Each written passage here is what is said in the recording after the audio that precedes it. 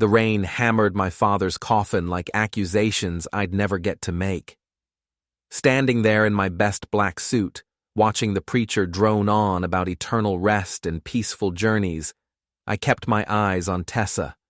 My wife of 12 years shifted uncomfortably beside me, checking her phone every 30 seconds like she was expecting a text from God himself. "Drew," she whispered, leaning close enough that I could smell her expensive perfume mixed with something else. Guilt, maybe. "We need to talk after this." I nodded without looking at her. "Sure thing, honey." The thing about being a security systems contractor is that you learn to notice details other people miss, like how Tessa's hand trembled when she signed the guest book, how she avoided eye contact with my mother, Judith, who stood ramrod straight despite being 73 and having buried her husband of 48 years. How Rick Mandell, Tessa's former boss at the PR firm, lurked near the back of the crowd wearing sunglasses despite the overcast sky. Rick shouldn't have been there. He'd never met my father. But there he was, all 6 feet of him in his tailored charcoal suit, looking like he owned the place. After the service, people gathered at our house, Dad's house, technically, though I'd been living there since he got sick. Tessa played the grieving daughter-in-law perfectly, accepting condolences with just the right amount of tears. I watched her work the room like she was campaigning for office. "Drew, I'm so sorry for your loss," said Maddie Patterson, Tessa's best friend since college. She grabbed my arm with her perfectly manicured nails. "Tessa's been so worried about you. She says you've been so distant lately." "Grief affects people differently," I replied, extracting my arm from her grip. Maddie's husband, Carl, nodded sagely. "Tessa mentioned you've been working late a lot. Maybe you should take some time off, spend time together." I almost laughed. Tessa knew exactly where I'd been those late nights, installing security systems for half the affluent families in our suburb. She also knew I'd been tracking every penny of our finances since I noticed some unusual charges on our credit cards 6 months ago. "I'll consider it," I said. As the crowd thinned, I found myself in the kitchen with Vince Morrison, my business partner, and the closest thing I had to a brother. He was nursing a beer and watching Tessa through the doorway. "She's really laying it on thick," he said quietly. "Yep." "You know about Rick?" "Yep." Vince studied my face. "What are you going to do?" Before I could answer, Tessa appeared in the doorway.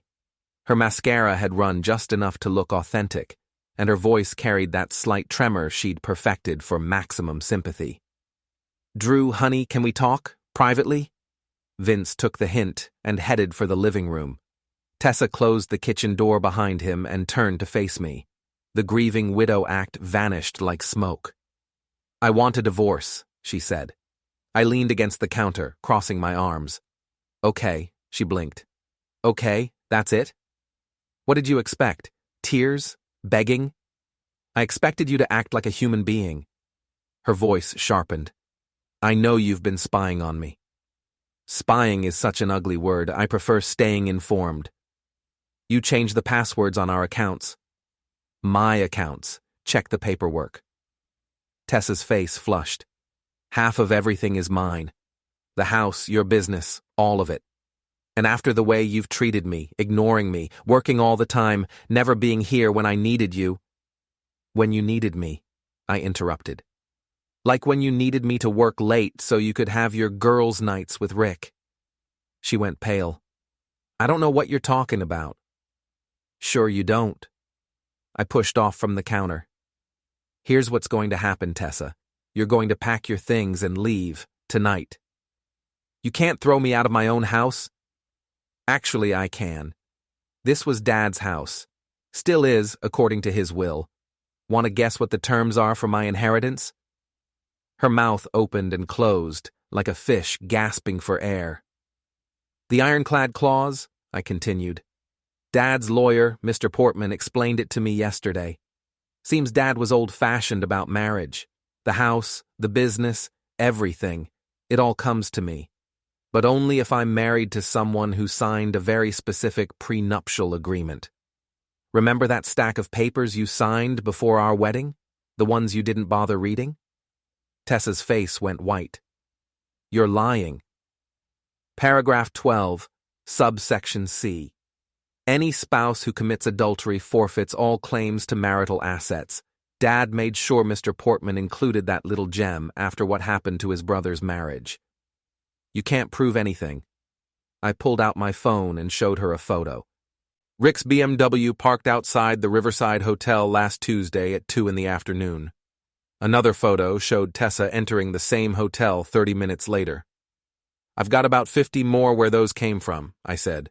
Plus credit card receipts, phone records, and a very interesting conversation you had with Maddie last week about how Drew never has to know. Tessa's composure cracked completely. You bastard, you planned this. No, sweetheart, you planned this. I just paid attention. She straightened her shoulders, trying to regain control. Fine, but you'll be hearing from my lawyer. I'll take you for everything you're worth. Good luck with that. I walked to the door and opened it. Your bags are upstairs. I suggest you pack quickly. The locks get changed at midnight. After she left, slamming the door hard enough to rattle the windows, I sat in Dad's old recliner and called Mr. Portman. Drew, his gravelly voice came through the phone. How are you holding up? Better than expected. Tessa just served me with divorce papers, verbally anyway. I see. And you explained the prenuptial agreement? The relevant parts. Good. Your father was a wise man. He saw this coming years ago. How's that? He never liked her. Said she had hungry eyes. Made sure that prenup was bulletproof. I laughed for the first time in weeks. Dad always was a good judge of character. Indeed. Now, about the business assets. Before we dive deeper into this story, I have one small request. Please subscribe, drop a like, comment, and hit that hype button to boost this channel so more people can discover these incredible Reddit stories. We talked for another 20 minutes going over the details. By the time I hung up, I understood exactly how thoroughly Tessa had trapped herself. Her own signature had locked her out of everything she thought she was entitled to. The house felt different with her gone. Quieter, but in a good way. I walked through the rooms, noting all the little changes I'd make now that it was really mine. Dad's study would become my home office. The guest room could be converted to a workshop. For the first time in months, I felt like I could breathe. My phone buzzed with a text from an unknown number. You think you're so smart. This isn't over. R. Rick. Of course he'd gotten involved. I typed back, looking forward to it. I was about to become the most dangerous man in suburbia, a husband with nothing left to lose. The next morning brought 3 things: coffee, rain, and Tessa's lawyer. I watched through the security camera as a thin man in an expensive suit climbed out of a black sedan and marched up my front walk like he owned the place. I opened the door before he could knock. Mr. Coulson? He handed me a business card. I'm James Wheeler, representing your wife in her divorce proceedings. Ex-wife, I corrected, accepting the papers he thrust at me. As of last night. Wheeler's eyebrows rose. I'm afraid it doesn't work that way. Mrs. Coulson has significant claims on your marital assets, and we intend to pursue them vigorously. Good luck with that. I started to close the door. Mr. Coulson, I should warn you that my client has documented a pattern of emotional neglect and financial control. She's prepared to testify about your increasingly erratic behavior. I paused. Erratic behavior? Working excessive hours, changing passwords without notice, installing surveillance equipment in your home without her consent. Surveillance equipment? Wheeler consulted his notes. Security cameras, motion sensors, audio recording devices. I almost smiled. Mr. Wheeler, I install security systems for a living.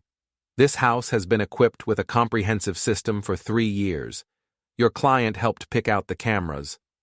Nevertheless, Nevertheless, you should probably read the prenuptial agreement before you file anything. I handed him Mr. Portman's card. Have a good day. After Wheeler left, I called my business partner, Vince. How'd it go with the lawyer? He asked. About like you'd expect. He's fishing. What's the plan? Same as always. We let them make the first move, then we respond appropriately. Vince chuckled. You sound like you're planning a military campaign. Close enough. That afternoon, I drove to my mother's house across town. Judith Colson lived in a tidy ranch home that Dad had bought her after his retirement. She was in the garden when I arrived, pulling weeds with the focused intensity she brought to everything. How are you holding up? She asked, without looking up. Better than Tessa expected. I imagine so. Mom straightened, brushing dirt from her gloves. That girl always underestimated you. She called you yet? This morning. Wanted to know if I thought you were having some kind of breakdown. I raised an eyebrow. What did you tell her? That you're the sanest person I know. Also that she should probably find somewhere else to get her sympathy. We went inside, and Mom made coffee while I explained the situation. She listened without interruption, occasionally nodding.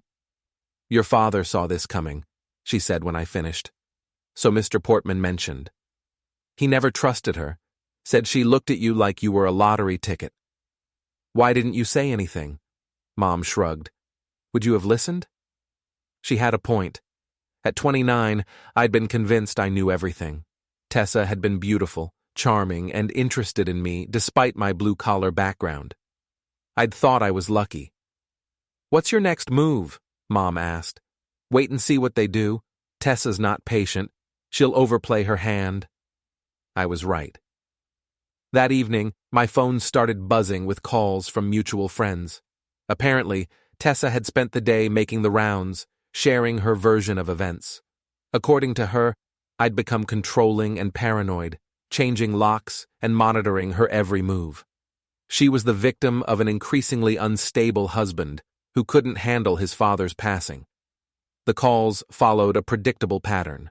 Concern for my mental state, suggestions that I seek counseling, offers to mediate between Tessa and me. I listened politely and gave non-committal responses. The most interesting call came from Janelle Martinez, Rick's assistant at the PR firm where Tessa used to work. Drew, I hope you don't mind me calling. I got your number from Tessa. Not at all. What can I do for you? I just wanted you to know that not everyone believes her story. I leaned forward. What story is that? About you being controlling and paranoid. Some of us remember how many times Rick called her into his office for private meetings, how many business trips they took together, how she'd stay late when everyone else went home. I appreciate you telling me. There's more. Rick's been bragging about how he's going to help Tessa take you for everything you're worth. Says you don't deserve her. Interesting. I probably shouldn't be telling you this, but Rick's not as smart as he thinks. He's been using company resources for personal business. If someone were to mention that to the right people. After Janelle hung up, I sat in Dad's study and made a list. Names, relationships, leverage points. Tessa and Rick had made a crucial mistake. They'd assumed I was just a simple contractor who wouldn't fight back. They were about to learn otherwise. The next day, I put the first phase of my plan into action. I called Sam Rodriguez, a former client who worked in IT security for a major corporation. Drew, good to hear from you. How's the security business? Can't complain. Listen, I need a favor. Remember that comprehensive background check service you mentioned? The one your company uses for executive hires? Sure. What do you need? Information on Rick Mandell. He's applying for a contract with my company, and I want to make sure he's legitimate. It wasn't technically a lie. Rick had inserted himself into my business by targeting my wife. That made him my concern. Sam called back 2 hours later. Your boy Rick has some interesting history. Want the highlights? Absolutely. 3 previous jobs, left each one under questionable circumstances. Allegations of inappropriate relationships with subordinates at 2 companies. His divorce was messy. Wife claimed he was manipulative and controlling. Oh, and he's got some serious financial problems. Over-leveraged on his condo, behind on his BMW payments. Anything actionable? Depends what you mean by actionable. His current company has a strict policy about relationships between supervisors and employees. If someone were to document such a relationship. I thanked Sam and hung up.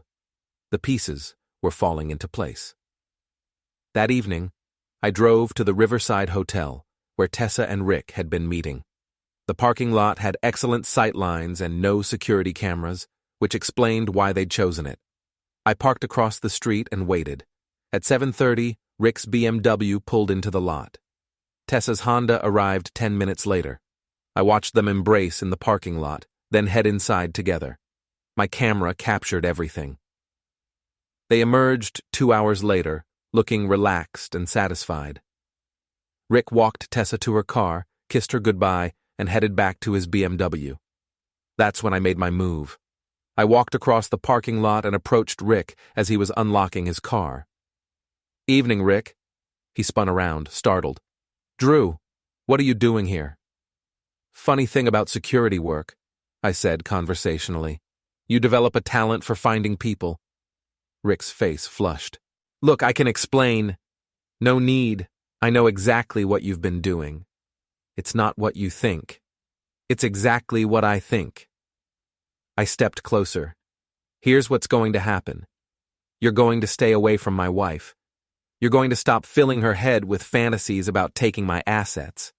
And you're going to find a new hobby." Rick straightened, trying to look intimidating. "You don't scare me, Coulson." "I should." I pulled out my phone and showed him the photos I'd just taken. "How do you think your boss would react to these, or your ex-wife's lawyer?" His face went pale. "You can't."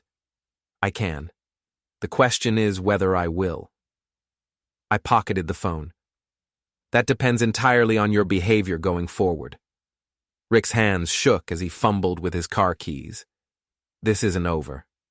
"You're right," I agreed. "It's just getting started."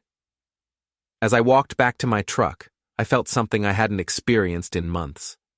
Anticipation. Tessa and Rick thought they were playing checkers. They were about to discover I'd been playing chess all along. The country club gala was Tessa's idea of high society, 200 people in evening wear, pretending their suburban lives were sophisticated. I'd always hated these events, but tonight was different. Tonight, I had a purpose. I arrived alone, wearing the tuxedo Tessa had insisted I buy 3 years ago.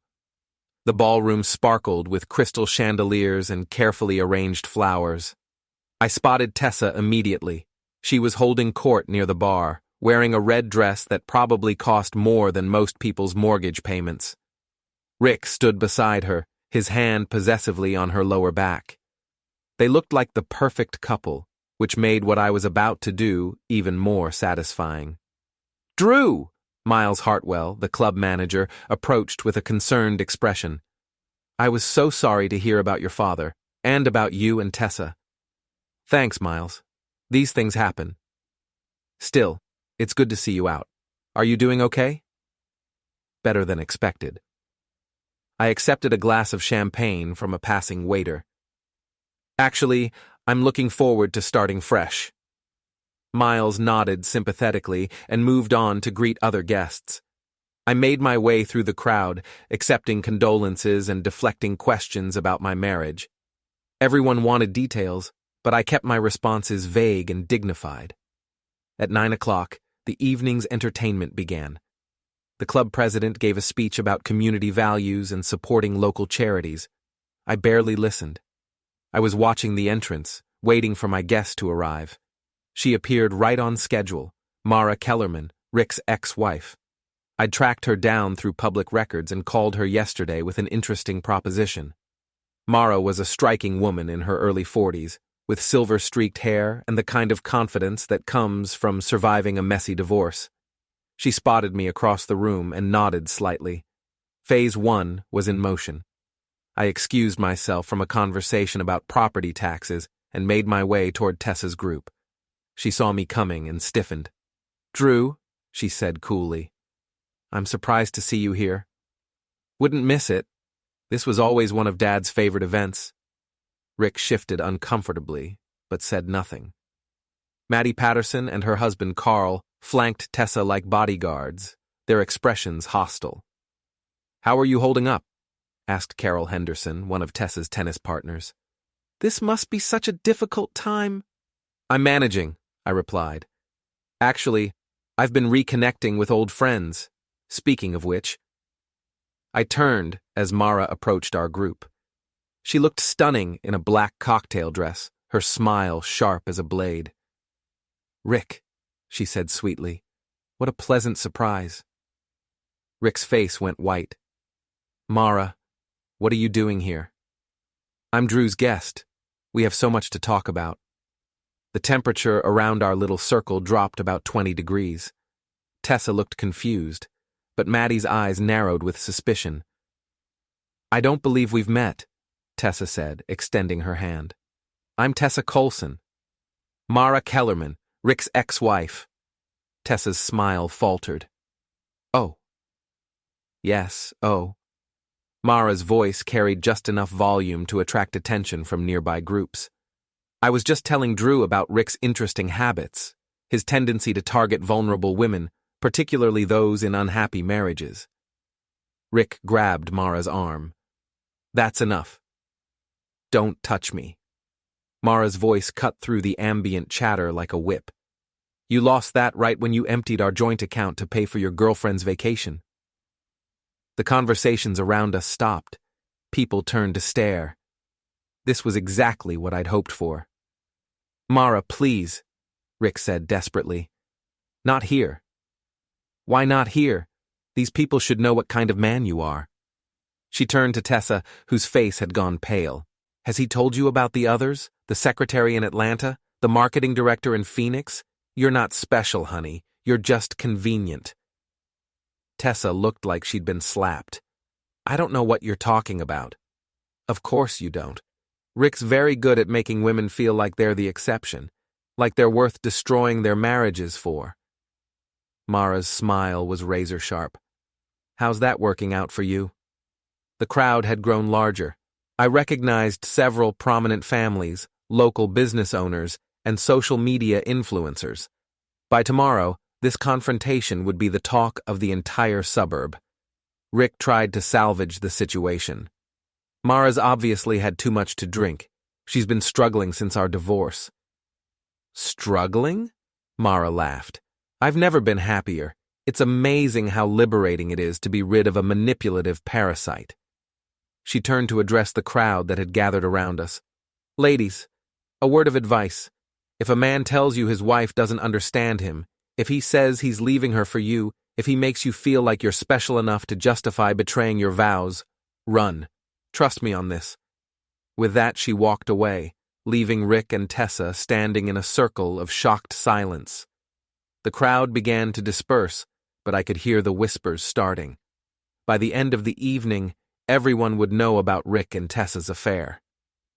I finished my champagne and set the glass on a nearby table. Well, this has been educational. Enjoy the rest of your evening. As I walked toward the exit, I heard Tessa call my name. I didn't turn around. The next morning brought the first real consequences. Vince called me at 7 a.m., laughing so hard he could barely speak. Have you seen the neighborhood Facebook page? Not yet. Why? Someone posted video from last night. Rick and Tessa getting humiliated by his ex-wife. It's got 200 comments already. I pulled up the page on my laptop. Sure enough, someone had recorded Mara's entire speech. The video had been shared dozens of times, with comments ranging from supportive to savage. Several people mentioned seeing Rick and Tessa together at various locations around town. My phone rang. Tessa's name appeared on the screen. You orchestrated that, she said without preamble. Orchestrated what? Don't play dumb. You brought that woman to humiliate me. I brought a friend to a public event. What happened after that was between you and Rick and his ex-wife. You're going to regret this, Drew. I promise you that. I'm sure I will. Have a good day, Tessa. I hung up and called Kara Williams, Tessa's rival at the PR firm. We'd met at a few company parties, and I remembered her as ambitious and sharp-tongued. "Drew, I heard about last night. How are you holding up?" "Better than expected. Listen, I have a question about Rick Mandell." "What about him?" "I'm curious about his relationship with Tessa. Professional relationship, I mean." Kara's voice sharpened with interest. "What kind of curiosity?" "The kind that wonders if their business trips were actually business." "Interesting question. Why do you ask?" "Because I'm documenting everything for the divorce proceedings. If there was any misuse of company resources..."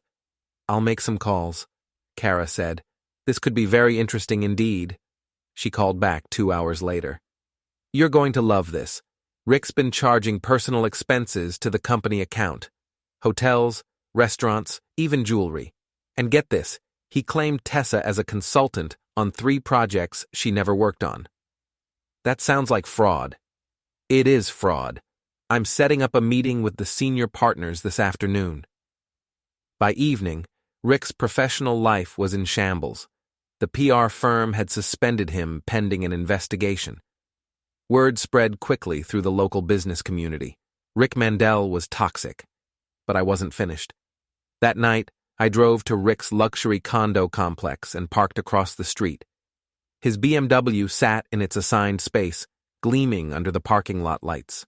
I waited until 2 a.m., then made my move.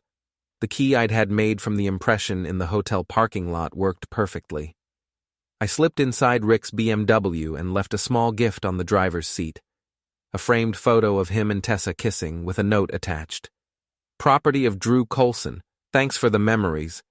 Then I called the towing company I used for my security business. "I need a car removed from my property. Unauthorized parking." "What's the address?" I gave them the address of my house. "It's a blue BMW license plate." I read Rick's number. "The owner is harassing my family. I want it impounded." "We'll be right there." Of course, Rick's car wasn't at my house. But by the time the towing company figured that out, I'd already called them back with a correction. The car was actually at the shopping center downtown, abandoned in a handicapped space. Rick's BMW was towed at 3 a.m. The impound fees would cost him $800, plus storage charges for every day he left it there. My phone rang at 6 a.m. Rick's voice was shaking with rage. "You're going to pay for this, Colson." "Pay for what? I have no idea what you're talking about." "My car was towed." "That's unfortunate. Maybe you should be more careful about where you park." "This isn't over." "You keep saying that, but from where I'm sitting, it looks pretty over to me." I hung up and made coffee. Through the kitchen window, I could see Mrs. Fenton, my elderly neighbor, working in her garden. She waved, and I waved back. It was going to be a beautiful day. The fallout from the country club incident spread through our suburban community like wildfire. By Monday morning, I'd received 17 phone calls from concerned friends and acquaintances. Most wanted gossip, but a few seemed genuinely worried about my well-being. I was installing a security system for the Hendersons when Mrs. Henderson brought me coffee and a concerned expression. "Drew, I hope you don't mind me asking, but are you doing okay?" Carol mentioned what happened at the club. "I'm fine, Mrs. Henderson. Actually, I'm better than I've been in months.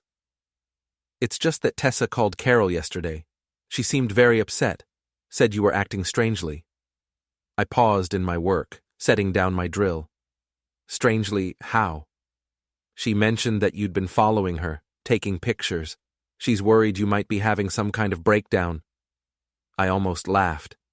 Tessa was trying to control the narrative, painting herself as the victim of an unstable ex-husband. It was a smart strategy, but she'd underestimated my reputation in this community.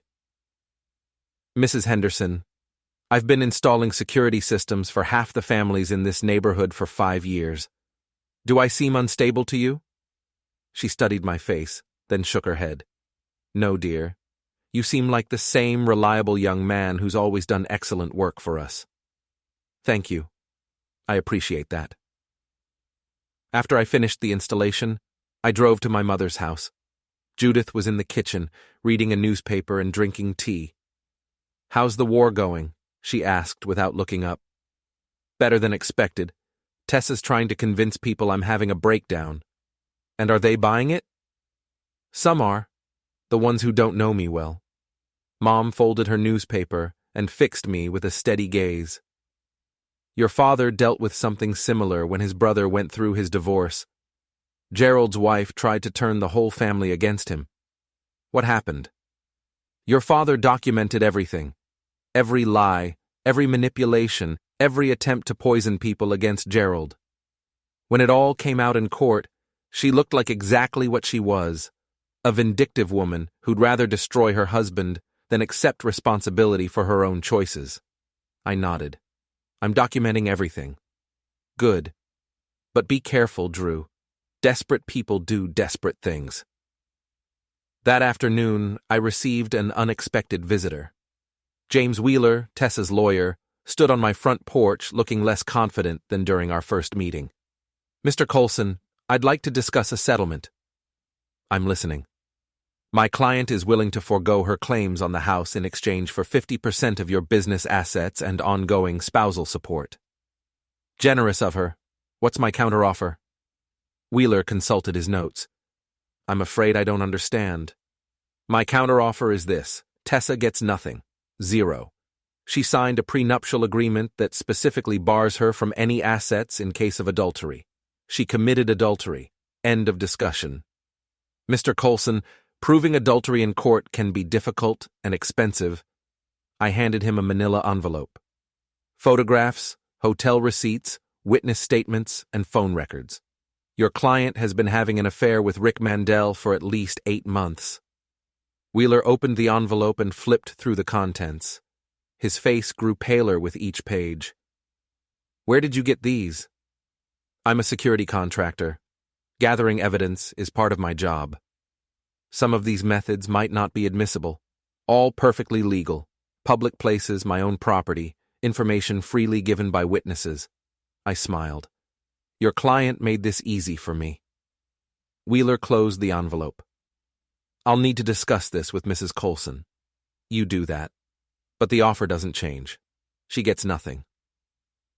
After Wheeler left, I called Mr. Portman to update him on the situation. "Excellent work, Drew. Your father would be proud." "There's more. Rick Mandell has been trying to manipulate the situation from behind the scenes. I think it's time to deal with him directly." "What did you have in mind?" "Nothing illegal.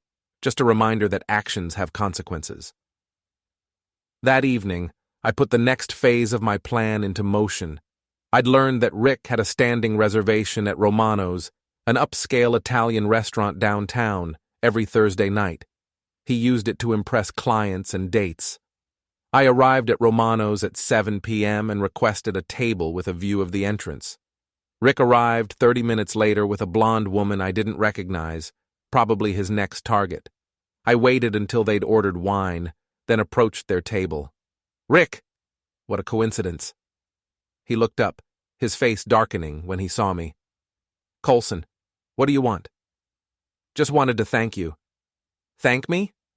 "For taking Tessa off my hands. I should have realized years ago that she was more your type than mine." The blonde woman looked confused. "I'm sorry, who are you?" "Drew Coulson.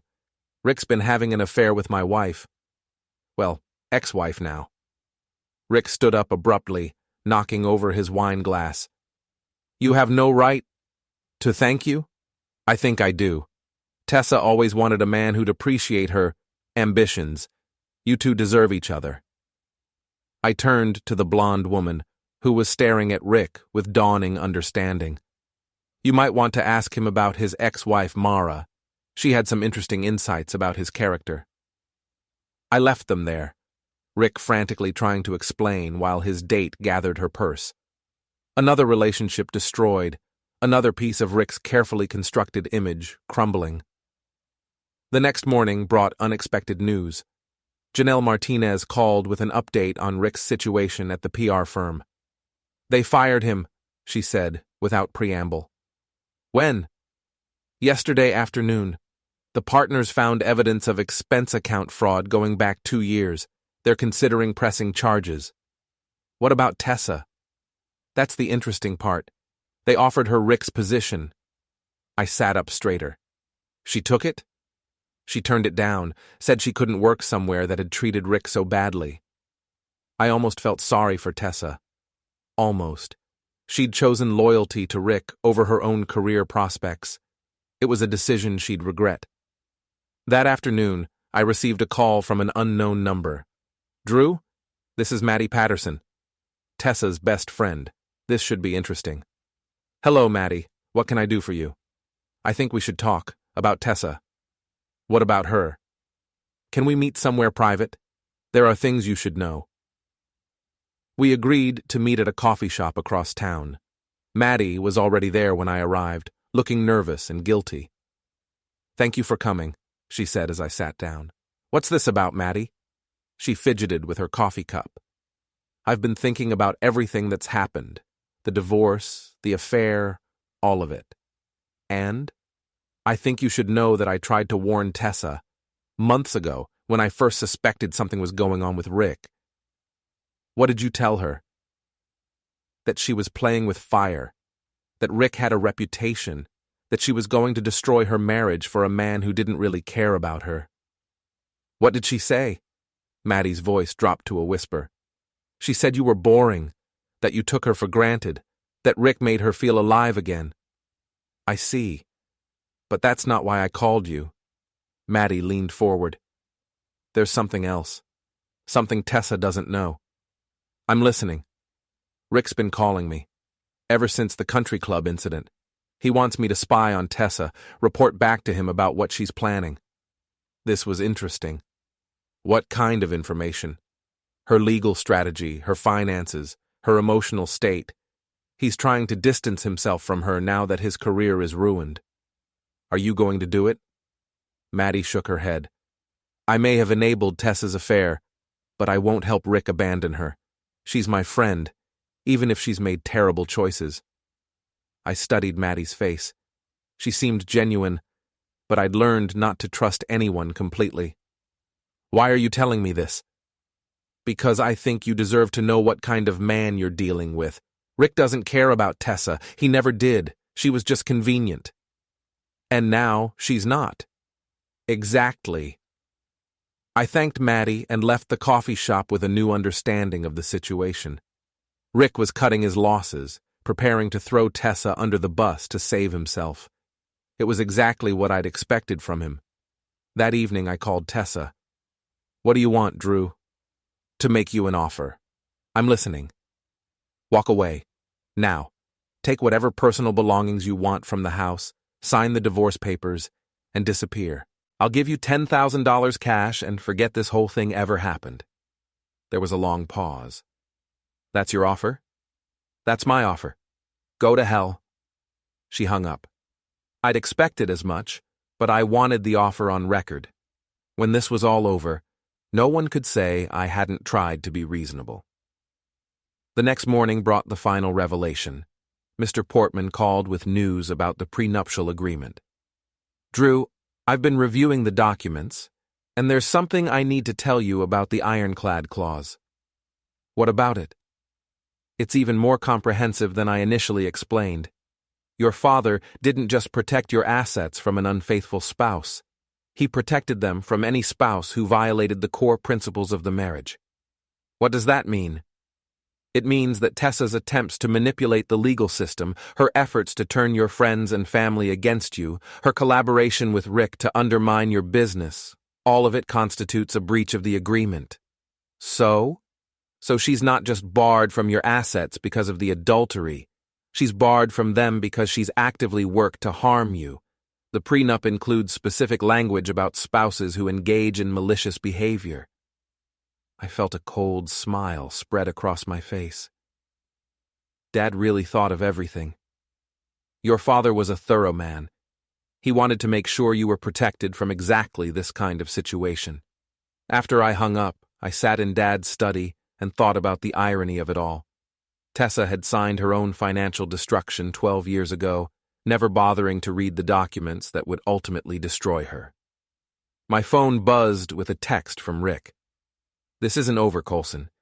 You think you've won, but you have no idea what's coming." I typed back, "Looking forward to it." But I was already 3 steps ahead of whatever Rick was planning. It was time for the final phase of my campaign.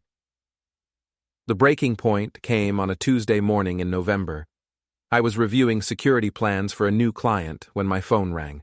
The caller ID showed my home security system's emergency number. "Mr. Coulson, this is Central Monitoring. We're showing a breach at your residence. Motion sensors in the main hallway and kitchen." "I'm not home. Call the police." "Already dispatched. ETA 5 minutes."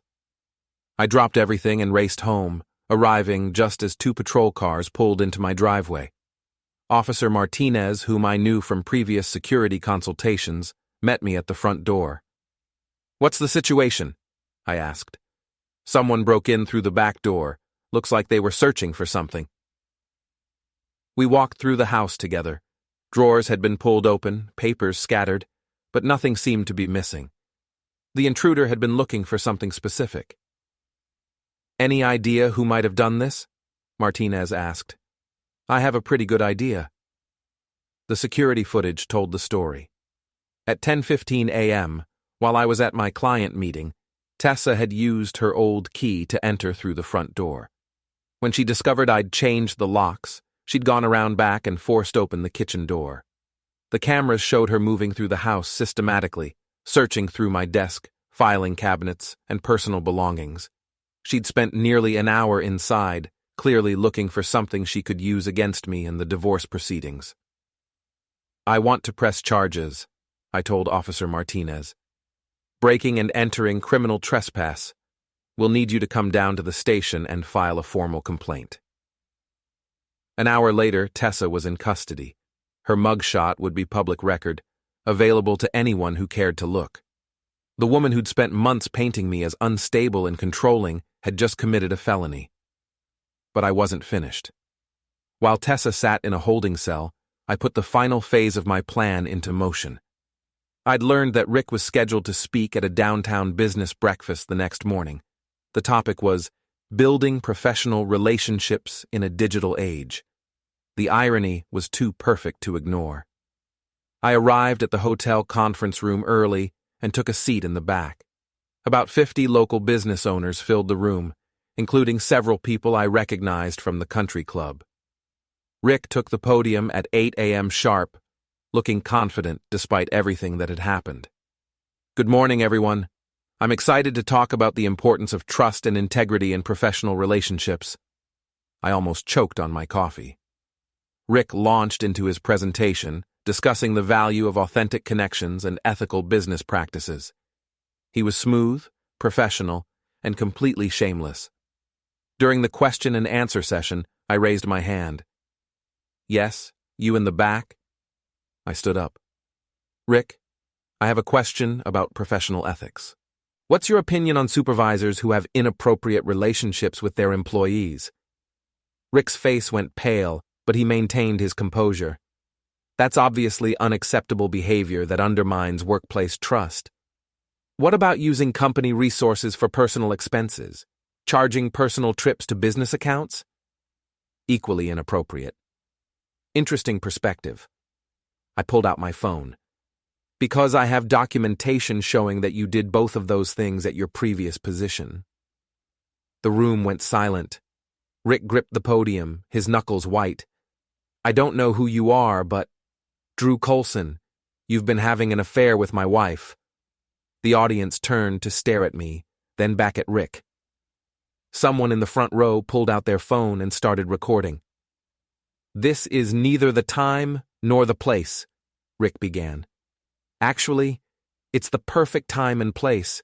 You're giving a presentation about professional integrity while you're under investigation for fraud. You're talking about trust while you've been manipulating a married woman into destroying her family." Rick stepped away from the podium. "Security!" But there was no security, just 50 business owners watching the most entertaining breakfast meeting of their lives. I walked toward the front of the room, addressing the audience. "Ladies and gentlemen, meet Rick Mandell, fired from his last job for expense account fraud, currently unemployed. Recently divorced after his wife discovered his pattern of targeting vulnerable women. Rick bolted for the exit, but I wasn't finished. Oh, and Rick, my wife was arrested yesterday for breaking into my house. Thought you should know, in case you're planning to visit her in jail. The room erupted in whispers and laughter. I calmly walked out, leaving Rick's professional reputation in ruins. That afternoon, I received a call from Kara Williams at the PR firm. Drew, I just heard about the business breakfast. Please tell me someone recorded it. Multiple people, from what I could see. It's already on social media. Local businessman humiliated at professional event. Rick's trending on Twitter. Good. There's something else. Tessa called the office this morning asking if we'd reconsider offering her Rick's position. And? We told her we'd filled the position. We also mentioned that we don't typically hire people with pending criminal charges. The walls were closing in on both of them. Tessa faced criminal prosecution for the break-in, while Rick's professional life was destroyed. But they weren't finished yet. That evening, my security system alerted me to movement in the backyard. I checked the cameras and saw Rick crouching near my garage, apparently trying to disable the exterior lighting. I called 911, then stepped onto my back porch with a flashlight. Evening, Rick.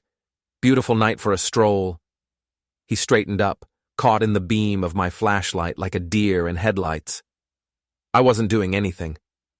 Really? Because it looks like you were tampering with my security equipment. You can't prove that. Actually, I can. High-definition cameras with night vision. The police should be here any minute. Rick's shoulders sagged. This has to stop, Drew. I agree. It should have stopped when you decided to target my wife. I never meant for it to go this far. But it did. And now you're both paying the consequences. The police arrived and arrested Rick for criminal trespass and attempted vandalism. As they led him away in handcuffs, he turned back to me. You think you've won, but this isn't over. Actually, Rick, I think it is. The next morning brought the final confrontation. Tessa, released on bail, showed up at my house with Wheeler, her lawyer, and a court order for a property inspection. Mr. Coulson, Wheeler said, my client has the right to inventory marital assets before the final divorce hearing. I examined the court order. It was legitimate, signed by Judge Morrison. Fine, but I want everything documented, video recording, witnesses present. Agreed. I called Vince and my mother to serve as witnesses. While we waited for them to arrive, Tessa stood in the living room looking around like she was seeing it for the first time. I lived here for 12 years, she said quietly, and now you don't. It doesn't have to be this way, Drew. We could work something out. We could have worked something out 8 months ago before you started your affair. I made mistakes. You made choices. There's a difference. When Vince and my mother arrived, we began the formal inventory. Wheeler documented everything while I recorded the proceedings on my phone. Tessa moved through the house mechanically, pointing out items she claimed were hers. The dining room set, she said. I picked it out. With my money, I replied, and according to the prenup, it stays with the house. The artwork in the bedroom. Wedding gifts, also covered by the prenup. My grandmother's china. That you can have. It's in the garage. The process took 3 hours. In the end, Tessa was entitled to her personal clothing, some family photos, and her grandmother's china set. Everything else, the house, the furniture, the cars, the business, belonged to me. As they prepared to leave, Wheeler made one final attempt at negotiation. Mr. Coulson, surely you can see that this outcome is extremely one-sided. My client will have virtually nothing. Your client signed a legal agreement 12 years ago. She chose to violate that agreement. Actions have consequences. The court might view this as unconscionably harsh. The court will view this as a woman who committed adultery and then broke into her ex-husband's house. Good luck with that argument. After they left, I sat in Dad's study and called Mr. Portman. How did the inventory go? Exactly as expected. wheelers grasping at straws. The divorce hearing is scheduled for next week. Are you ready? More than ready. Good. Your father's prenup is bulletproof, and you've documented everything perfectly. This should be straightforward. That evening, I received one final text from Rick. You destroyed my life. I typed back, you destroyed your own life. I just documented it. But even as I savored my victory, I knew the real confrontation was still coming. Tessa and Rick were desperate, cornered, and dangerous. Desperate people, as my mother had warned me, do desperate things. I upgraded my security system that night, adding motion sensors and cameras to every entrance. Whatever they were planning, I'd be ready for it. The storm hit on the night before our final divorce hearing, bringing with it the kind of rain that turns suburban streets into rivers and makes smart people stay indoors. I was in Dad's study, reviewing documents for tomorrow's court appearance, when my security system's motion sensors began triggering in sequence. First the back gate, then the side yard, then the area near my garage. I pulled up the camera feeds on my laptop and saw them immediately. Two figures in dark clothing moving through my backyard with the awkward stealth of amateurs. Tessa and Rick making their final desperate play. My phone buzzed with a text from an unknown number. Last chance to be reasonable. Come outside and we'll talk. I typed back, come to the front door like civilized people. No tricks, no recording, just the three of us. I almost laughed. They were trying to lure me outside, away from my security cameras and witnesses. After everything that had happened, they still underestimated me. Instead of going outside, I activated the house's full security protocol, a system I'd designed but never had occasion to use. Motion-activated floodlights illuminated the entire property. Speakers hidden around the yard crackled to life. Good evening, Tessa and Rick. This is your official notice that you're trespassing on private property. You have 60 seconds to leave before I call the police. Through the cameras, I watched them freeze like deer in headlights. Rick said something to Tessa, gesturing toward the house. She shook her head, pointing toward the street. They were arguing.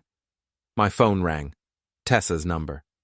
Turn off the lights, Drew. We just want to talk. So talk. The cameras are recording everything. Not like this, face-to-face. You had 12 years of face-to-face conversations. You chose to have your important discussions with Rick instead. Please. I'm asking you as someone you once loved.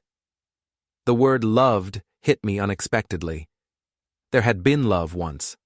Before the lies, the manipulation, the betrayal.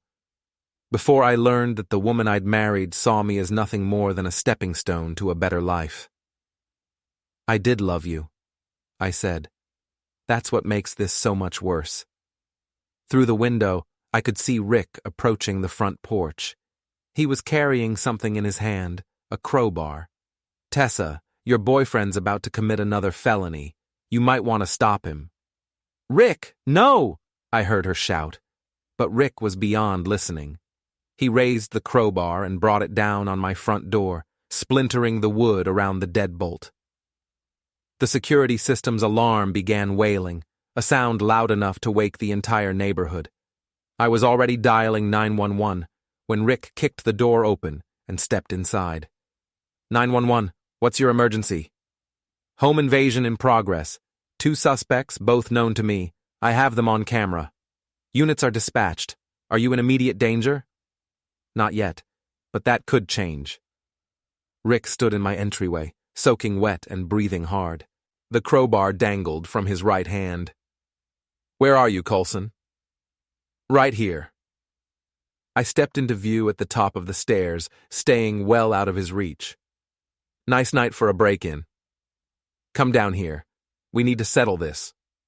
Settle what? You've already lost your job, your reputation, and your girlfriend's respect. What's left to settle? Tessa appeared in the doorway behind Rick, her hair plastered to her head by the rain. Drew, please, just listen to us. I'm listening, but I'm also recording and the police are on their way. The police? Rick's voice cracked. You called the police? You broke down my door with a crowbar. What did you think would happen? Rick looked around wildly, as if seeing the house for the first time. Family photos lined the hallway walls, pictures of Tessa and me at various stages of our marriage, vacations, holidays, anniversaries, the evidence of 12 years together. This should have been mine, he said quietly. What should have been yours? All of it. The house, the business, her. If you hadn't been so controlling, so possessive. I wasn't controlling. I was trusting. There's a difference. You monitored her every move. I monitored my own assets. There's a difference there too. Tessa stepped forward, water dripping from her clothes onto my hardwood floors. Drew, I know I made mistakes. Mistakes? I interrupted. You had an 8-month affair. You lied to our friends and family. You tried to steal my inheritance. You broke into my house. These weren't mistakes, Tessa. They were choices. I was unhappy. So you decided to destroy everything instead of asking for a divorce like an adult. I wanted to hurt you, she admitted. You were always so sure of yourself, so confident. I wanted you to feel what it was like to lose something important. The honesty was startling. After months of lies and manipulation, she was finally telling the truth. Well, congratulations. Mission accomplished. Rick raised the crowbar again. Enough talking. You're going to sign over half of everything, or what? You're going to attack me with a dangerous weapon? On camera? With the police already on their way? The sound of sirens was growing louder. Rick's eyes darted toward the door, calculating his chances of escape. Don't even think about it, I told him. The entire property is surrounded by cameras. There's nowhere to run. This is your fault, Rick said to Tessa. You said he was weak. You said he wouldn't fight back. I never said that. You said he was boring, predictable. You said he'd roll over and give you whatever you wanted. I was angry. I didn't mean you meant every word. Rick's voice was bitter, just like you meant it when you said you loved me. Just like you meant it when you said we'd be together. We can still be together. Rick laughed, a harsh sound that echoed through the hallway. Together? I'm unemployed, facing criminal charges, and about to be arrested for home invasion. What exactly do we have to be together about? The sirens were getting closer. Through the broken door, I could see flashing lights reflecting off the rain-soaked street. Last chance, Rick said, raising the crowbar toward me. Sign the papers. What papers? Tessa pulled a folded document from her jacket. A new settlement agreement. 50-50 split of all assets. Not happening. Then you can explain to the police why your ex-wife had to break into her own house to get what's rightfully hers. This was never your house, Tessa. You signed a prenup that specifically prevented you from claiming it. That prenup was signed under duress. You had your own lawyer review it. You signed it voluntarily, and then you violated its terms by committing adultery. The police cars pulled into my driveway, their headlights flooding through the broken door. Rick dropped the crowbar and raised his hands. This isn't over, he said. Yes, it is. Officer Martinez was the first through the door, weapon drawn. Police! Everyone stay where you are. The suspects are Rick Mandell and Tessa Colson, I called down from the stairs. Rick's the one who broke down the door. The crowbar is on the floor beside him. Are you injured, Mr. Colson? No, but I want both of them arrested for breaking and entering, criminal trespass, and attempted extortion. As the police handcuffed Rick and Tessa, I thought about my father's words from years ago. The best revenge is living well. But as I watched them being led away in matching orange cuffs, faces pale, dignity stripped, the flash of camera phones catching every detail, I realized that sometimes the best revenge isn't living well. Sometimes it's just standing still while the people who tried to ruin you do the job themselves. And making sure you document every glorious second of it. The next morning, I was in Judge Morrison's courtroom. The oak benches smelled faintly of polish and old paper, and the air hummed with quiet tension. Wheeler, Tessa's attorney, sharp suit, hollow eyes, was on his feet, trying to spin a fairy tale out of a train wreck. Your Honor, he began, voice heavy with feigned concern. My client was driven to desperate measures by her husband's systematic campaign of emotional and financial abuse. Judge Morrison didn't even blink. A woman in her 60s with hair like steel wire and a stare that could strip varnish, she looked at him over the rim of her glasses. Counselor, your client broke into the defendant's home with a crowbar. Are you seriously suggesting that was an acceptable method of retrieval? She was attempting to recover personal property. With a man who isn't her husband, using a crowbar on a door she didn't own? Morrison's voice sharpened. I'd advise you to stop before you embarrass yourself further. Wheeler deflated, papers trembling in his hand. He had no rebuttal. He knew it, I knew it, and the entire courtroom knew it. My attorney, Mr. Portman, rose next. Calm, precise, the kind of man who spoke like punctuation. Your Honor, this is a straightforward matter of contract law. Mrs. Coulson signed a prenuptial agreement that clearly outlines the consequences of infidelity. Those terms were freely entered, witnessed, and notarized. She then violated that agreement, repeatedly and indisputably. Our exhibits document those actions in full. He gestured toward the evidence binder.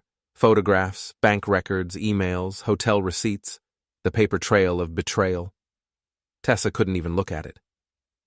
The agreement is valid, Portman continued. The breach is proven. The consequences are unambiguous. Judge Morrison nodded slowly and began flipping through the documents herself. 20 long minutes passed, the only sound the steady flip, flip, flip of turning pages and the scratch of her pen. When she finally looked up, the room went still. The court finds that the prenuptial agreement is valid and enforceable, she said, her voice carrying like a gavel strike. Mrs. Coulson's adultery is well documented and constitutes a clear violation of its terms. Furthermore, her recent criminal behavior demonstrates a pattern of disregard for both contractual and legal boundaries. She looked directly at Tessa, whose eyes were rimmed red. Mrs. Coulson, you are entitled to your personal effects and nothing more. The house, business, and all other marital assets remain with Mr. Coulson. Wheeler half rose to object, but Morrison cut him off with a sharp wave. Counselor, your client made her choices. Now she lives with them. Outside, the courthouse steps glistened with rain. Tessa caught up to me as I reached the parking lot, her voice trembling. Drew, wait. I turned.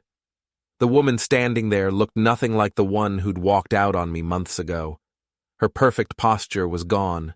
Her hair, usually immaculate, clung to her cheeks. There was no armor left, just the wreckage of what she'd built. I'm sorry, she whispered, for all of it. I know you are, I said. Is there any chance? No. The word was soft, final. Her shoulders sagged, tears cut clean paths down her face. What am I supposed to do now? She asked, voice breaking. I don't know, Tessa, I said, opening my truck door. But that's not my problem anymore. I got in and started the engine. In the rearview mirror, she was still standing there in the rain, staring after me like someone who'd just realized there was no second act. That evening, I sat in my father's study. The room still smelled faintly of tobacco and oak, sipping from a glass of his best whiskey while I reviewed the final divorce decree. 12 years of marriage, 6 months of war, and it was done. My phone buzzed. Unknown number. You won. Happy now? I stared at the message for a moment, then typed back, getting there. But the truth was, I already was. The house was silent. Peaceful, orderly, mine. Outside, the storm had passed, leaving the air washed clean. The moonlight touched the wet leaves, and for the first time in months, I could breathe without feeling the weight of betrayal on my chest. Tomorrow I'd fix the front door. Next week, I'd start on the renovations, strip away the remnants of her taste, repaint the walls, reclaim every inch. The ironclad claws had held. Justice had been served. And at long last, I wasn't just free. I was victorious.